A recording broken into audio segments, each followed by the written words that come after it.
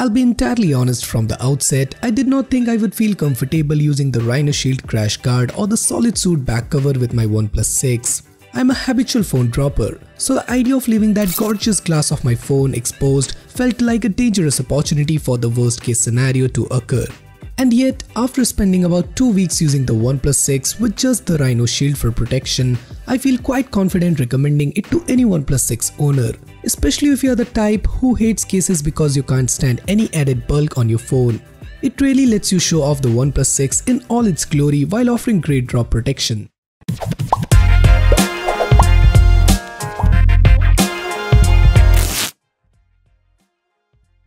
So what makes it so good? Well, for starters, it's precisely crafted to the dimensions of the phone, and as such, it's a bit tricky to install and remove. Absolutely a good thing when we are talking about a phone bumper or a case.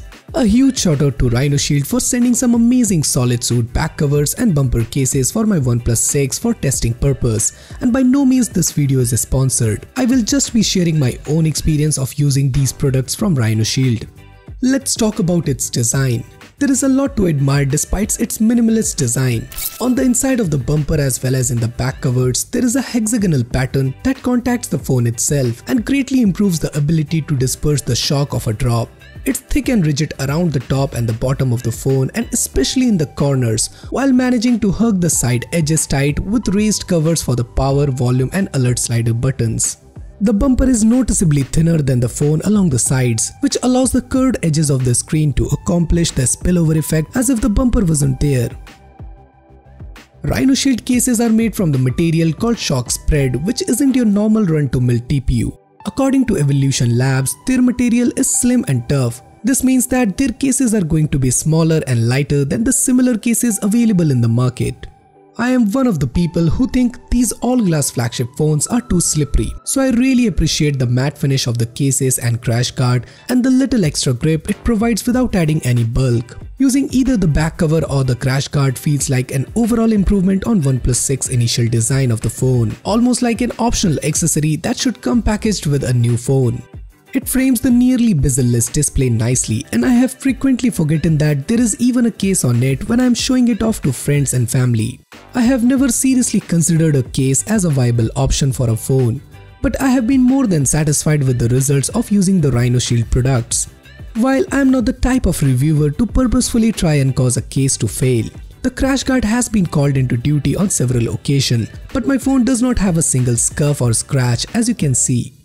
The one downside with a bumper case, of course, is that it does leave much of the phone's glass exposed. So if you want a full protection to your device, then I will highly recommend you to go with the SolidSuit back cover cases, which is much more durable and will protect the device in much better way. The RhinoShield Crash Guard bumper will cost you $25, whereas the SolidSuit back cover will cost $30, which certainly isn't cheap, but it does the work surprisingly well and will pay for itself when it takes the brunt of an otherwise phone-destroying drop.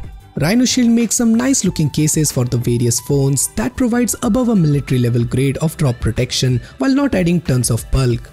The only problem is that some of their cases are really tough to remove once the phone is in the case. I guess this isn't a problem if you never need to remove your phone. But for someone like me who enjoys testing new cases, the non-ability to easily switch cases makes SolidSuit and CrashGuard bumper case could be a little bit problem. So guys, that's it for this video. I hope you guys enjoyed it, and if you do, then do consider subscribing and hit the bell icon so that you never miss any future videos from Extreme Droid. So this is Samir signing off, and I'll see you guys in my next one.